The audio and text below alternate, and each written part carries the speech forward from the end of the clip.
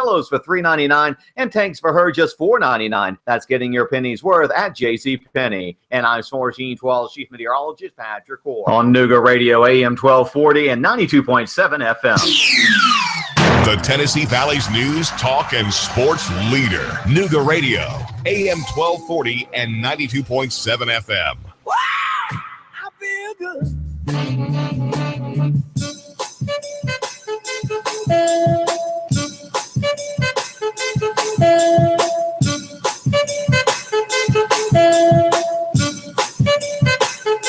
Well, good morning, Chattanooga. This is Thomas DeMoss, and this is the Reality Real Estate Show, where we seek to educate you guys about all things real estate and then talk about what's going on in our local market here in Chattanooga. We are glad you guys joined us. I may be a little bit rusty. I've been away for a couple of weeks, and where have you been? We have been vacationing. It has been a good time, but yeah, that other voice you hear is my partner, Wally Reese, and he has been doing an amazing job in my stead, and actually got a chance to listen to both of the shows while I was gone. And man, great guests, very informative. I hope we can continue the tradition that you picked up. Well, we really did enjoy it. I mean, it's obvious when you get a politician, and Marty doesn't like to be called a politician. He says, we're all politicians. Some of us just run for public office. I think that's right. Marty, if you're listening, correct me if I'm wrong. But yeah, whenever you get an elected official on the radio, it's kind of hard to get them to be quiet. Absolutely. Because they want to talk about everything.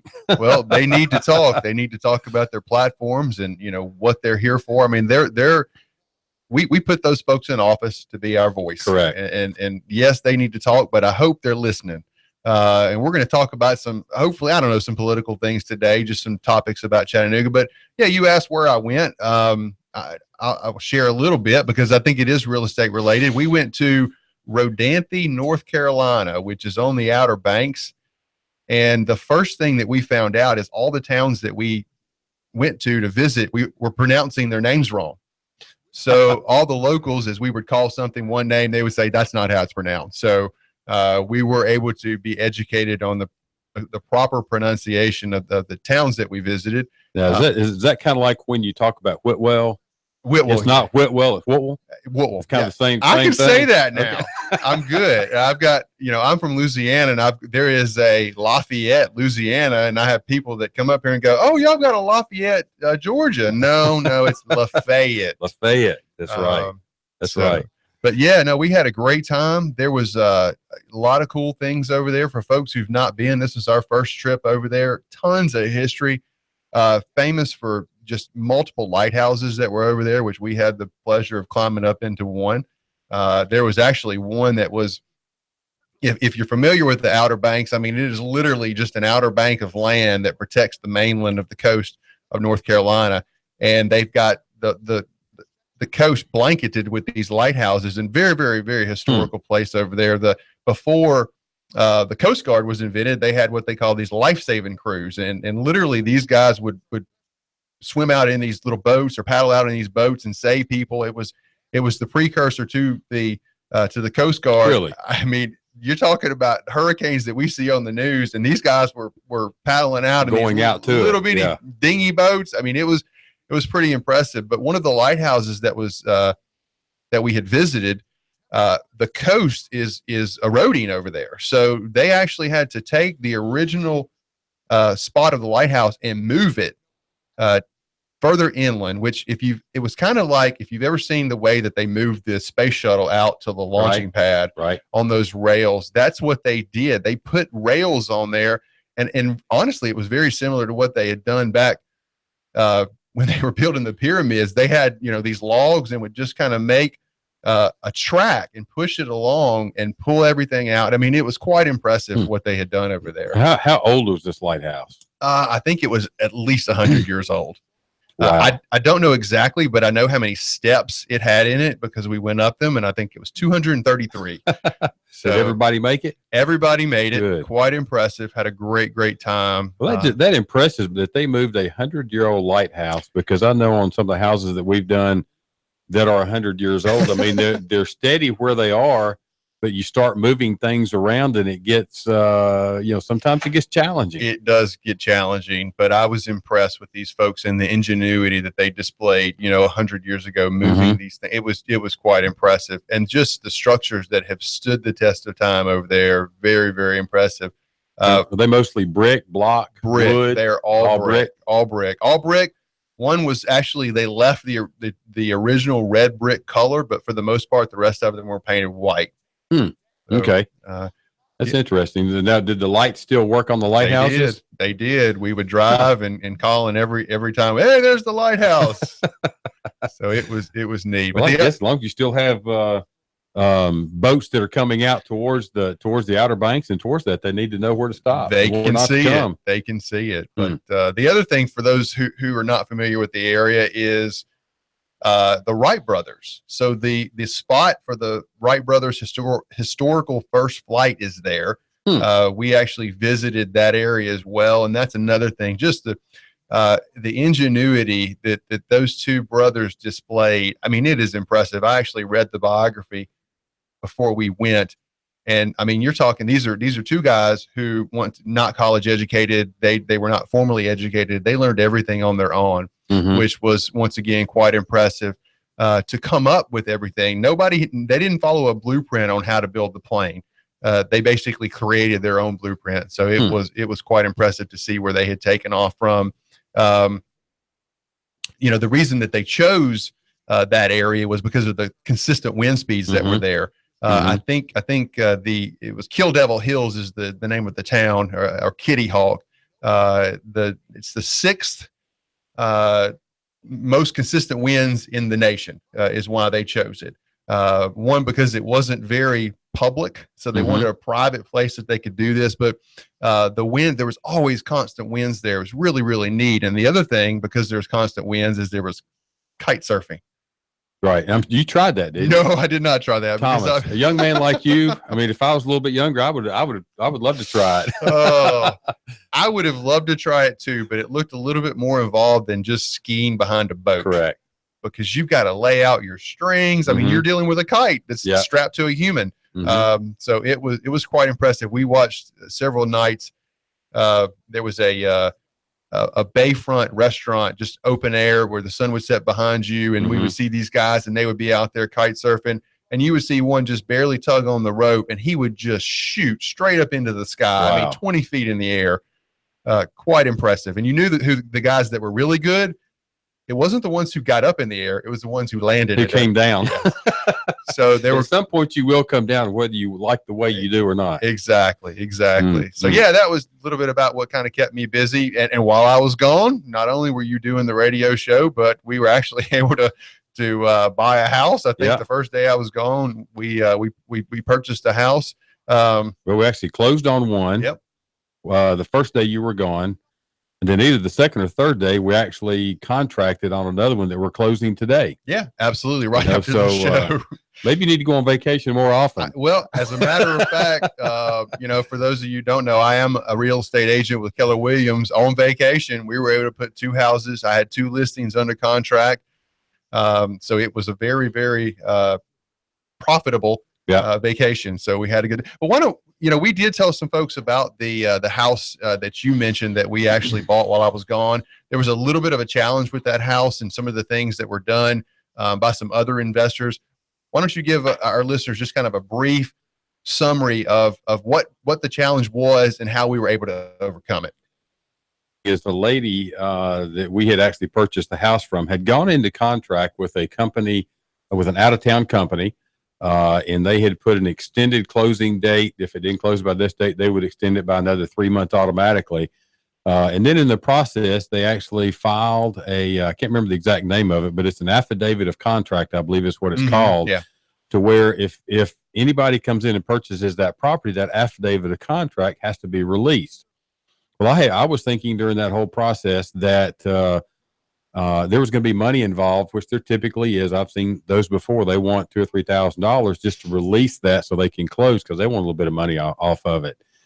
Fortunately, the people that had it, they did release it with no money, and the lady was behind on her taxes.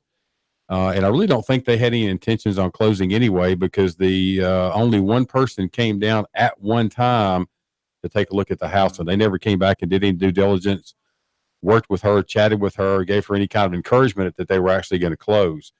So when we went in and actually contracted with her, she was very excited, because we said, look, we're not going to be selling this paper. We're going to actually close on the property, because we want to go like we've done in every house we've done, and take that property and take it from where it is right now and make it a home for another family. You know, she had lived there for quite some time, and it was time for her to move on, as she has agreed. And I believe she's found a place, another place to move to.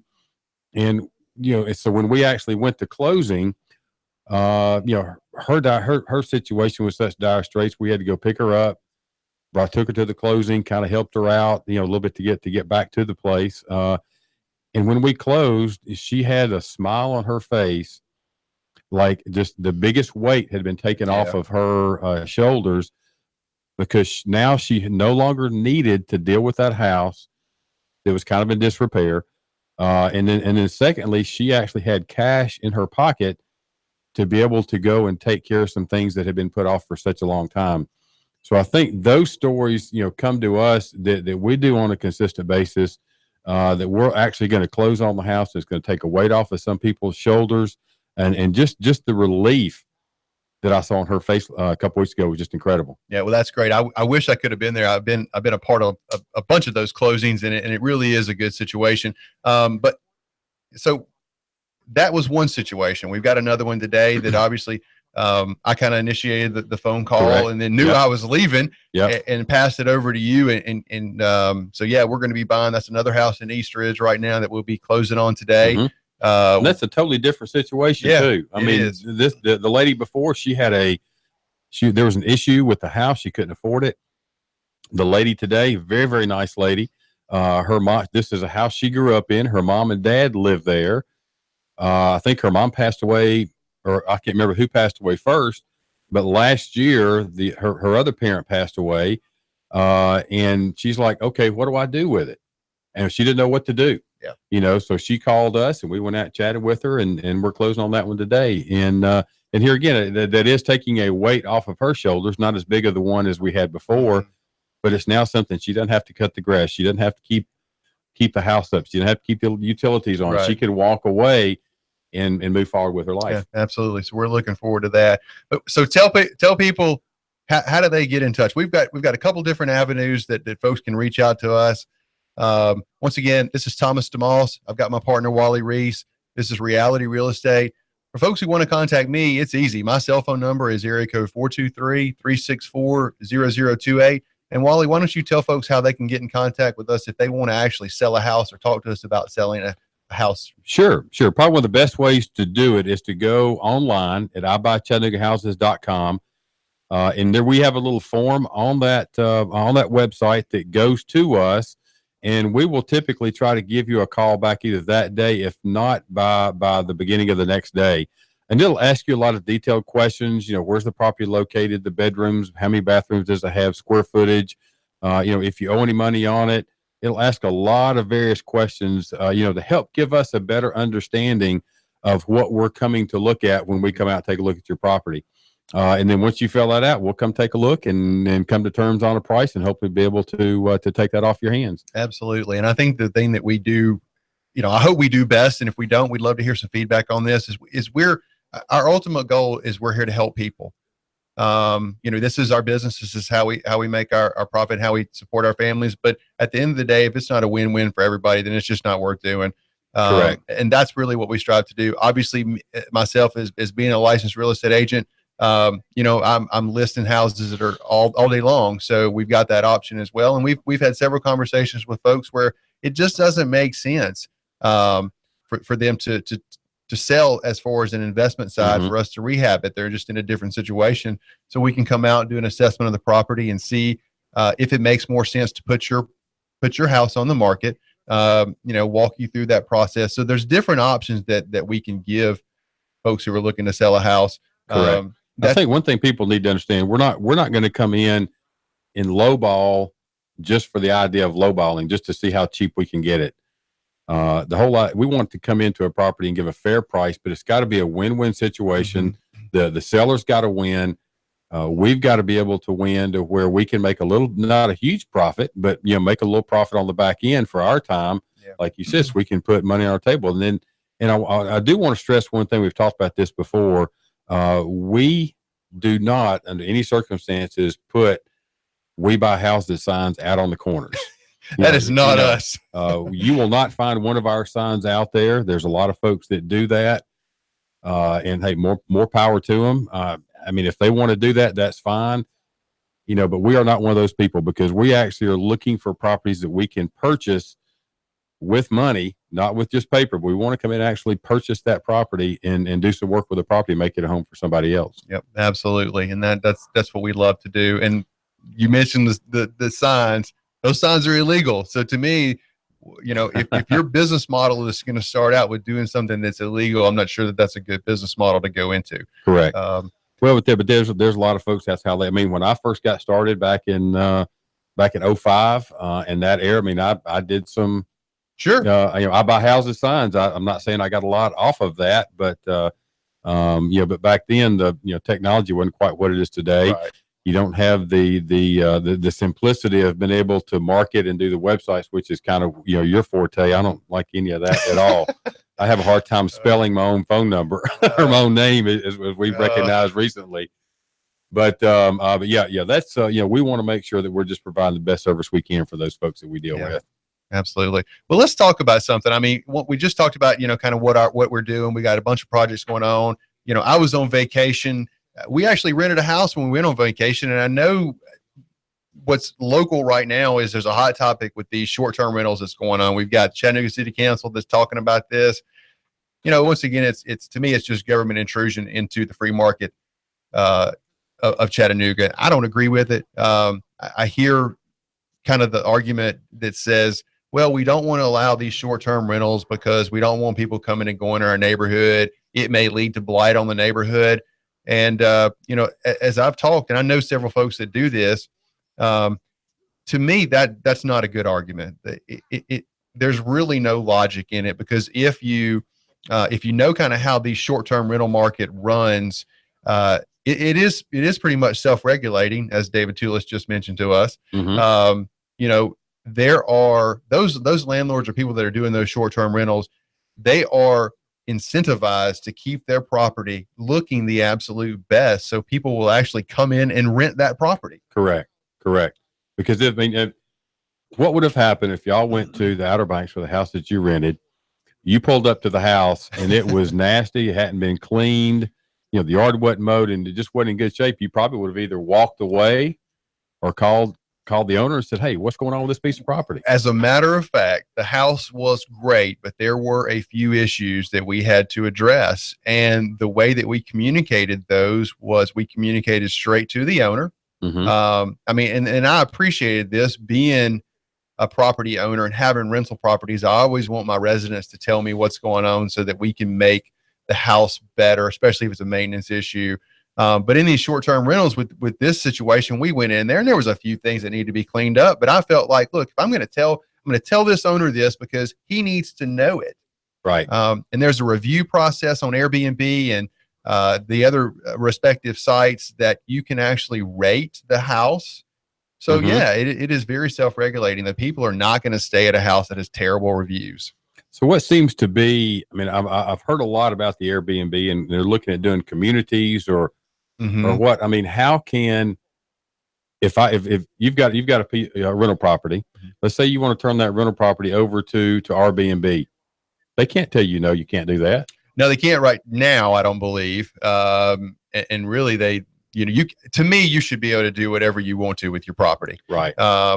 My thought is the other argument, and then you get a lot of pushback from the hotel motel folks. Look, I get it. It is a new business model that's coming in.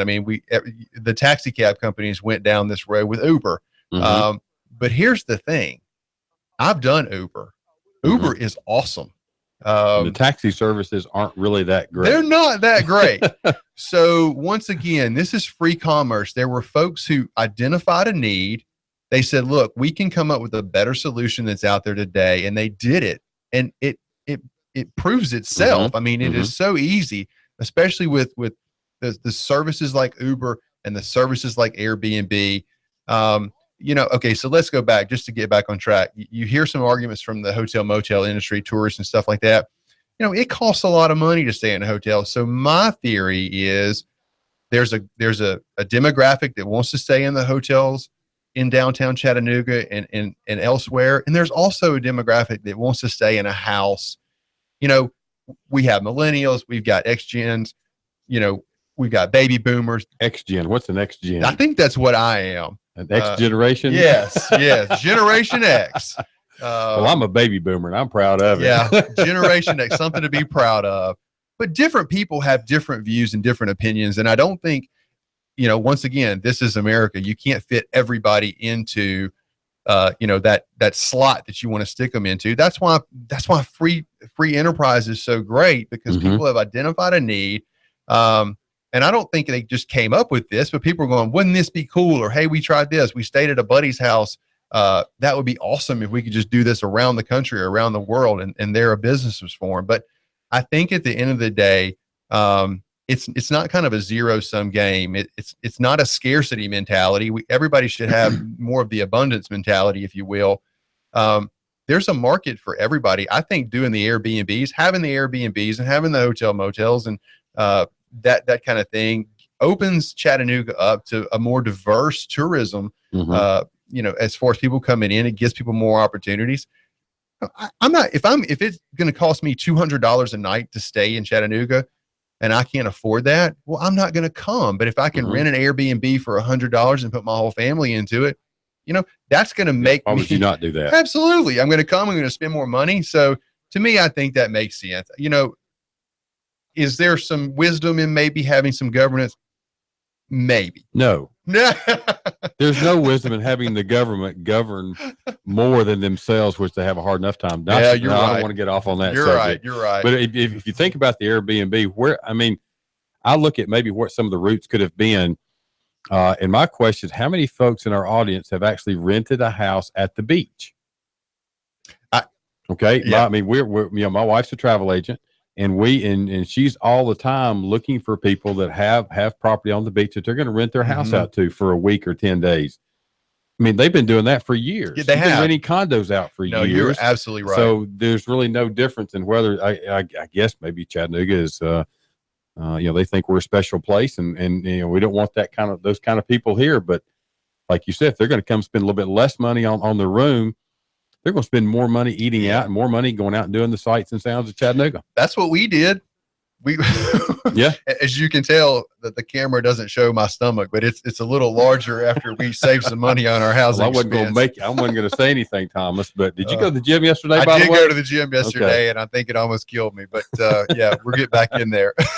But yeah, we're running up on our break here. But just something to think about, guys. If you're in, guys and gals, if you're in that market, you're thinking about doing an Airbnb, I think it's a great business model. I actually have a buddy agent of mine who does it out of his house. They're able to pay their mortgage on it. It helps them tremendously with their finances, and they're able to do more, bring people into Chattanooga, entertain these folks, give them kind of a local's perspective on the market. So just think about that. I would encourage you guys to reach out to the city council that's actually going to make decisions on this.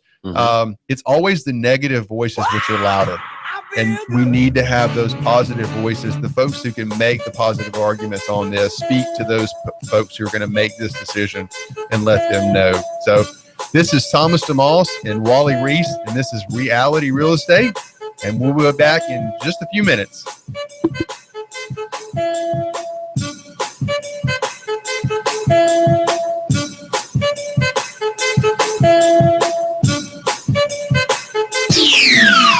The Tennessee Valley's news, talk, and sports leader. Nooga Radio, AM 1240 and 92.7 FM.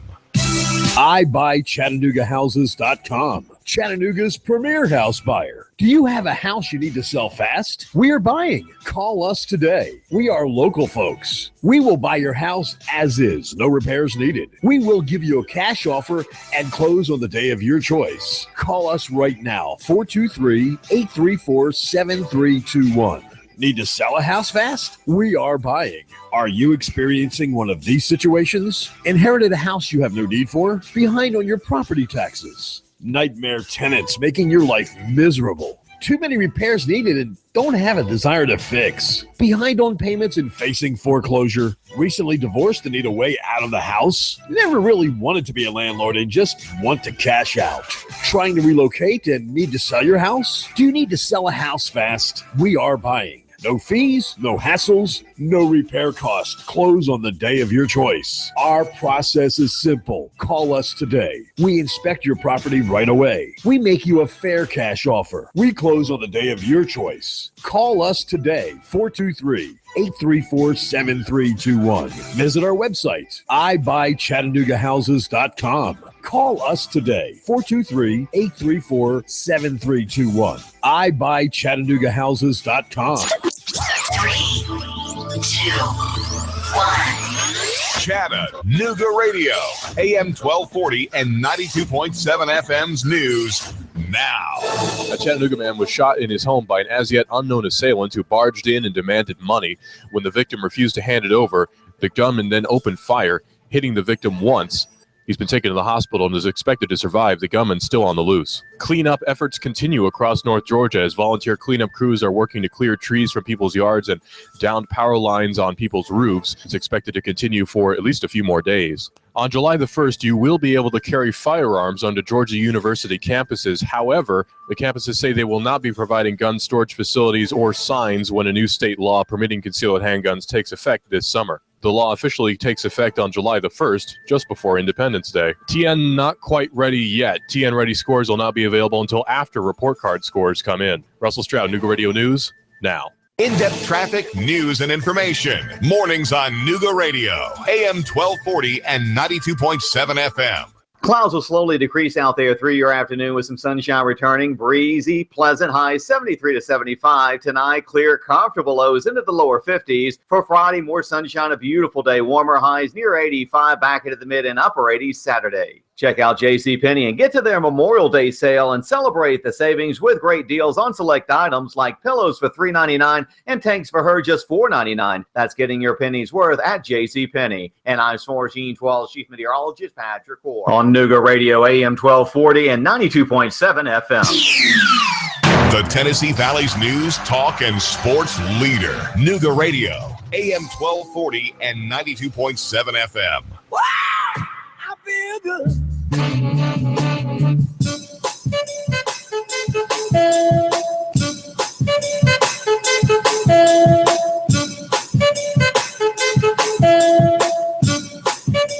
Hey, welcome back, everybody. This is Thomas DeMoss and Wally Reese, and this is Reality Real Estate. Little James Brown. Oh, yeah. I feel good.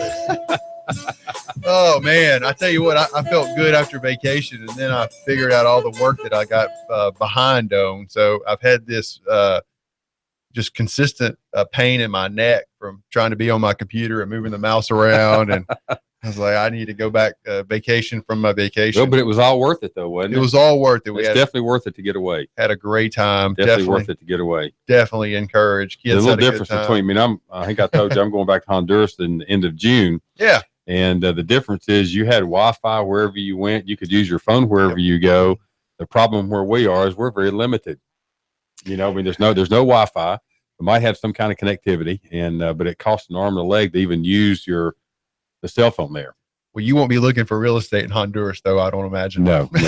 There's a lot of houses that could be flipped, but you couldn't make any money on them. Yeah, hopefully we can get everything buttoned up. But no, we're glad to have you guys back. We've been talking about a lot of stuff. We were just ending the first segment there about the short-term rentals that the Chattanooga City Council is discussing right now. And we left off just encouraging people, you know, if you do it, if you are doing the Airbnb or the other companies that are out there, you know, reach out to your local politicians and let them know, you know, how you're doing it, what benefit it has to you and to your family, and definitely give them some feedback from the folks that have stayed at your residence. I think that is great ammunition to verify the positive effects that it has on our community.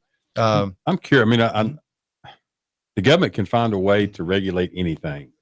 I'm curious as to how they can regulate what you do with your property.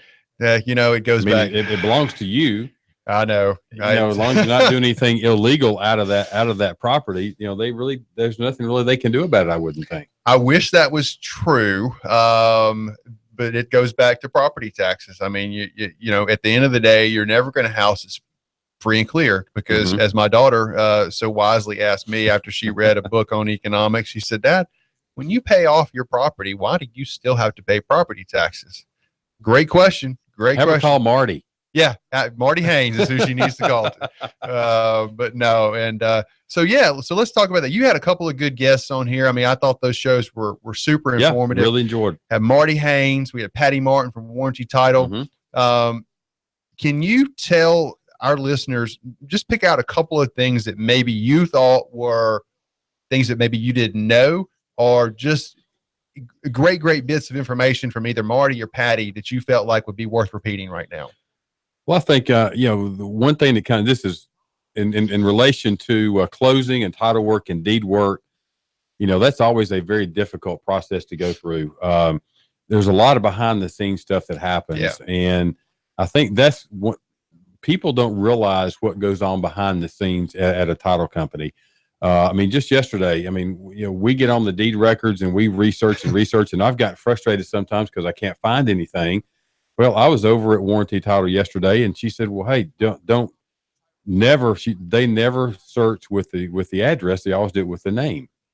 And I thought, why is that? So, well, they've always used name, but they've not always used the addresses, which is why sometimes we come up with the address or the tax ID, and it does not come up.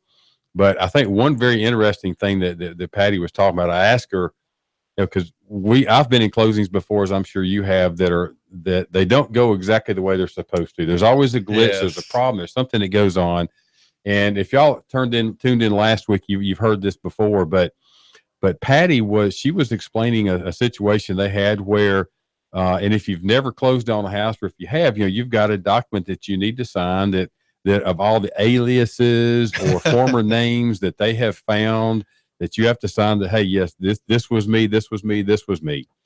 Well, she this might not be answering your question, but it was a funny story. But the lady came in and she had several different names on there, but she didn't want her husband at that point to see it. And reason being is that she had been married 4 times before and had never let him know. Oh, wow. So obviously they walked away from the closing table and walked away from each other after that. That is unfortunate. Truth is always the best policy. Absolutely. But I think the key thing is just the amount of work that goes into actually clearing the title and the insurance on how that works and the responsibility. Because with title insurance, if you don't get title insurance and something comes up with a clouded title later, you're all on your own. Yeah. And if you do have that title insurance, which we get on the properties we purchase, and if an issue does come up, then you can file the claim with the insurance company and let them deal with it, because they should have found it to begin with. Yeah, and I think the thing that we had a situation with a house that we put under contract. It still surprises me, but we thought we put this house under contract. You thinking, man, this is going to go through smoothly. The seller was super excited to get rid of this house. She's not lived there for a long time. And then we come and find out through the title work that Patty has done that there is a mortgage on this property. Oh, yeah. And then what they have done is just gone from bank to bank to bank to bank to figure out what's the payoff. This mortgage has been sold multiple times. And once again, crazy thing, the bank that we finally found out that actually had the mortgage, I don't even think they realized they had a mortgage. It was kind of one of those things that got buried under a stack of papers. Right. You talking about the one that we have? Yes. Okay. Yeah. That's been, and that's another. There was a mortgage that showed up on the tax records, and there was a deed of trust that showed up on the deed, but it had, like you said, it had been sold so many times.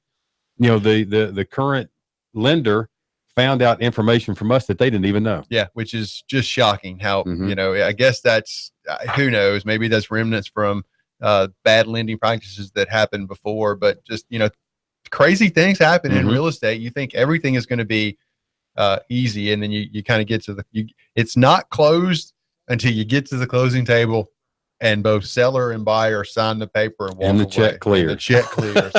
I've never had a situation where that has not happened, but who knows? You never know, man. You never know. There is never a boring day in what we do.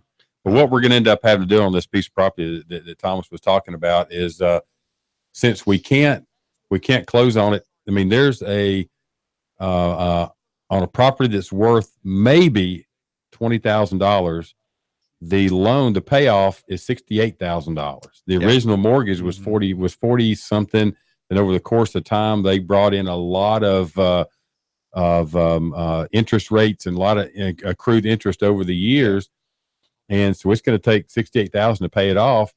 So we're in the process now of actually trying to talk with that lender to see if we can do what they call a short sale, which is to prove to them that the property is not worth anywhere near $68,000. And they're just going to have to eat part of what they bought. Yeah, they're going to have to sell the loan short, essentially, just short pay the loan. Now, unfortunately, that goes back on the seller's credit, but at this point, it's irrelevant to her. I mean, after 4 years of being away from the house and not making any payments, I don't know if that.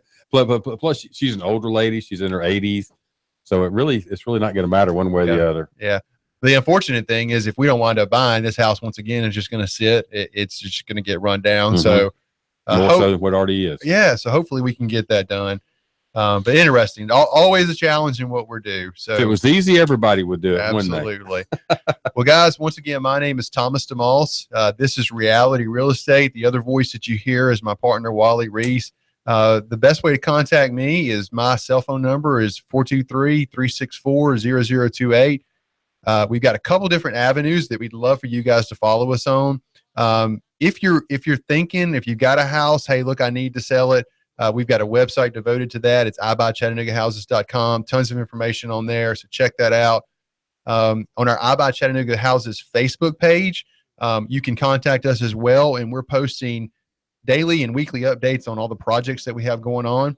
So we love for you guys to reach out and like us and follow us on that page and kind of see what we're doing. We've got some pretty interesting projects going on right now, and we're excited about it. Really are. Absolutely. We'll have probably some updates coming up the next day or so. We've got some pictures to go take of the progress that we've taken on our project. So there'll be some new stuff on there this week.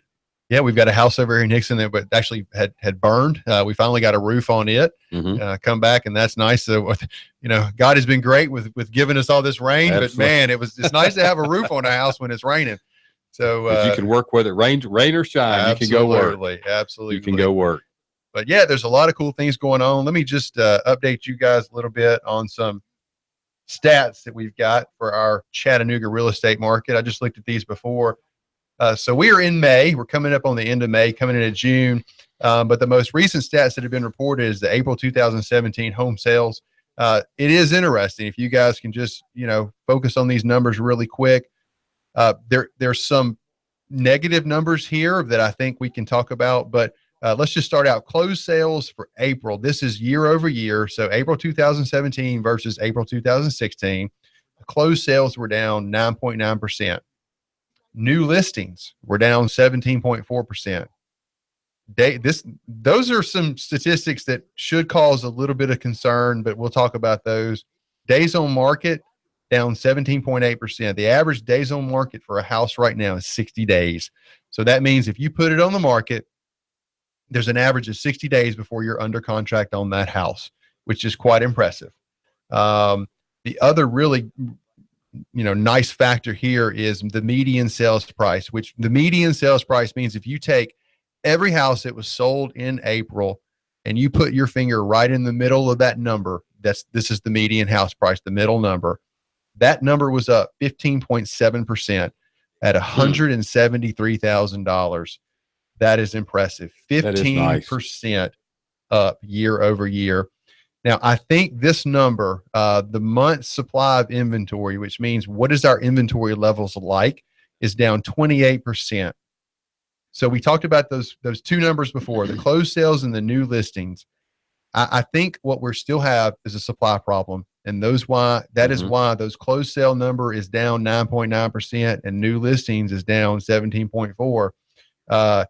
You can't close sales if you don't have the inventory to sell it. Absolutely. So that, once again, that is driving the price of houses up. So our builders need to kick it in gear. They need to build more houses. We've got so many people that are moving to Chattanooga. I am getting, alerts on my phone from investors multiple times during the week that wants to come into Chattanooga to look for investment property. Once again, it is, we sound like broken records, but the Chattanooga real estate market and the Chattanooga local economy is doing exceptionally well. I sent you an article, Wally, and actually I saw it on the Times Free Press live feed today. And I'd like to have this lady on actually, but there was a lady who bought a property, a big commercial property down on 14th Street, which is right there by the Habitat for Humanity. She's going to turn it into a nonprofit art studio / multi-use commercial area. But, once again, that just shows, folks are willing to invest their money in Chattanooga and grow those areas. That the area that she bought that or is buying that property in is, I would call it kind of on the fringe of where some of the growth has been. But as things trend out towards that way, people are going to start taking more chances with properties out there. And to me, it's just going to continue the growth that we've seen as it kind of cascades and grows. And I mean, it's like a ripple effect. You throw a rock in the pond and it keeps growing out. And we've seen that from our downtown area.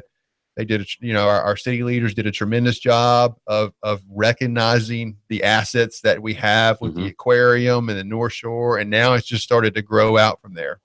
It has. And the majority of the people that I'm seeing coming in that I've talked to in those areas, are in the artsy and they're in that category of liking the new arts and the crafts and the sculptures and the structures and things of that nature. And the other people that we've seen coming in a lot that I have met in the areas that we're doing work in are those people that are outdoors people. They like to go hiking. They like to mountain bike. They like to run. I can't imagine why, but they like to do all the outdoor stuff. Hence we had, with the Ironman that came in last Sunday. Yeah. That was a triathlon that they did here in Chattanooga. And then I think it's October, November, they're having the world championships of the triathlon here in Chattanooga. The ladies are going to be on Saturday, men are going to be on Sunday. So I think that's what we're seeing happening. And I know you mentioned that we need to, builders need to do more building. We need to do more houses and we need to rehab more places. Because there is such a lack of inventory. That's why those numbers are down. So that's and going back to when the aquarium got started. There was a vision that was set forth back in the 80s, and we are seeing the results of that vision, although it has been manipulated over the years, changed, and the goal's always been the same, but the plan has changed a little bit. But we're seeing what those people back in the 80s, what they had the vision for Chattanooga, and that's exactly what we're seeing. I just wish that I'd had the forethought to be able to buy some of those North Chattanooga properties for $1,000-$3,000 back then. Oh man, tell me about it. Yeah, it's there's still great opportunity here in Chattanooga. I think it kind of tying this into what our theme has been, talking about these short-term rentals. It's interesting. I mentioned that I've got a friend of mine that he's actually an agent friend of mine who is renting out a room in their house. He thought his wife kind of messed with him a little bit. It's like, well, why are you doing this? And he said, I think it's going to help my real estate business. And lo and behold, they had a couple that came in, stayed at his house. They, kind of showed him the local sites for Chattanooga. And this family calls him back and says, hey, look, we enjoy Chattanooga so much. We want to live here. Really? Yes. So he sold him a house. I mean, so I bet his wife wasn't questioning after that, was she? I know. He was like, I don't think he said I told you so, but that would have been bad. That would have been bad. But it just goes back to the benefits that I think these short-term rentals can have to our long-term economy and growth. I do think there is a value and a positive effect that they have on our community. But we just have to do things right. You're exactly right. And that's, more freedom for entrepreneurs to do what we want to do the rentals. And the economy is going to grow. The tax base is going to be there. As people come in, they're going to spend more money on the sights and sounds and the stuff to do in Chattanooga. they're going to spend more money on the food and just you can't help if you're going to spend less money, like you said, less money in staying somewhere, you're going to spend more money elsewhere. Right. So taxes are going to be there. Absolutely. I mean, you only have a certain amount of disposable income, so don't make people choose between not coming to Chattanooga or coming. Give them opportunities to come that meets within their budget and what they can afford. I mean, let's expose this city to the as many people as we can, because we got a great thing going. We really, really do. It is. We're nationwide. People know of us on a nationwide basis. It's not just within a few states here. The people of Chattanooga and the not the founders of Chattanooga, but the people that are doing the marketing for the city. We are going nationwide. I mean, it's not we're local. The gig city. The gig city, and we're the only gig city in the United States right now, from what I understand. So, and you get those people that are wanting that that gig internet to come to Chattanooga. It's encouraging businesses to come. There's been a lot of businesses that have come specifically for that reason, because they've got the higher speed internet that they need for their business, like Amazon and some of the trades that go along with that. So people coming into Chattanooga. I mean, I was born and raised here, and I'll go back to a story that I've got a good friend of mine that we're still friends. He's from Boston. I worked with him down at Heritage Landing, and we were at the groundbreaking of the aquarium. And he said, "Wally, you're going to see people living in downtown. You're going to see condos in downtown. You're going to see people living in North Chattanooga. You're going to see this. You're going to see that." I looked at him and I said, "Take your Yankee self back to Boston, because that will never happen in Chattanooga." And we're still good friends today. And it's like, he never said I told you so, but he was correct. He was correct. Well, and that vision that he had and pointed out to you right now, and I'll be honest, kind of what I see in the tension that I'm seeing with myself as an investor. You think, okay, and I've been here over 12 years now. I've seen prices at one point, and they've appreciated what I would describe as a significant amount. And I do ask myself this question: how much further can they go? And the reality is, if these economic drivers stay consistent, they can go a lot further. So I guess what I'm saying is, don't be discouraged by the numbers that you hear. There are certain things that are in place that are going to keep moving us forward. And there's always opportunity for investment, I believe, in any city. There's still a lot of houses out there that need to be renovated. There's a lot of areas that need help as far as people going in and buying those houses, community involvement. I mean, we've talked a little bit about the Glass Farm district of Chattanooga. I mean, that, to me, I drove around there yesterday. I've got a couple listings over there, actually. I mean, it's a terrible area now, unfortunately, but it's got potential. So if somebody can see that vision, which they have, there's a group over there called the Glass House Collective. They are a nonprofit that is seeking to improve and help that area and doing some really, really good work. So check those folks out, the Glass House Collective. But yeah, there's certainly opportunities for growth in Chattanooga that are not not in areas that are transitioning now. A little bit more of a risk over in the Glass Street area, but you know what? With great risk sometimes comes great reward. You're right. And You're right. I know that's some of the areas that we've gone into. We have seen that become a reality. Yeah. I think one of the market going the way it is, I think values can continue to go up. And right now we are in a seller's market. Absolutely. Yes, we are. Because of lack of inventory, there's not a lot out there. And I think as long as we stay strong in a seller's market, the market's going to continue to stay good. I think once we make that switch, or get close to that switch, to where it becomes a buyer's market, where there's more listings than we've got buyers, then the values are not going to go up the way that as much as they have been. It might even not go down, but going to stay stable, just because of the market. So when we start seeing the numbers of, hey, we've got a lot of inventory. And they got a lot of houses, and there's a lot on the market, don't have a lot of buyers, I think that's when we're going to see a big trend change. Yeah, I agree. It's a good time right now. It's exciting time in the Chattanooga real estate market. We're proud to be a part of it. So yeah, just once again, my name is Thomas DeMoss. This is Wally Reese. This is the Reality Real Estate Show on Nooga Radio. Hope you guys have enjoyed it. Reach out to me. My number is 423-364-0028. Once again, I'm a licensed real estate agent with Keller Williams Realty. We're also full-time real estate investors. We're renovating property here in Chattanooga, trying to make a difference in these communities and helping folks out who are in a situation where they need to sell a house. Mm-hmm. We've got a couple different avenues we would love for you guys to reach out to us on. Our I Buy Chattanooga Houses website, ibuychattanooga.houses.com. We've got I Buy Chattanooga Houses Facebook page. Like us, follow us. You can see our ongoing projects. It's a little bit of, fixer upper in the Chattanooga city, which, I love that show, and we've tried to adapt some of their style trends into it. We've got some really neat projects that are going on, and we certainly enjoy it. Wally, you got any parting? The last thing thoughts? that I'd like to say is the condition of the house really makes no difference to us. Yeah. As a matter of fact, we kind of tend, I know Jimmy, our contractor, is not really enthused a lot, but we like those houses nobody else wants. They smell, they stink, they're in bad shape. Nobody wants to walk into them. That's what we're looking for. Now, we will take those that we just do a little paint and carpet to as well. Yep. But those that nobody else wants to do, that's the ones we're looking for. Yeah, I keep kind of toying with everybody that says my tagline as a realtor should be, I sell the hard houses, because unfortunately that's what happens. But we've got the resources available that we can do that, taking care of folks, walking them through the process. So man, it's good to be back. Good to have you back, Thomas. Yeah, this has been awesome. Once again, this is Reality Real Estate. This is Thomas DeMoss and my partner Wally Reese. Man, thank you guys for joining us. Hope you guys got some value and learned.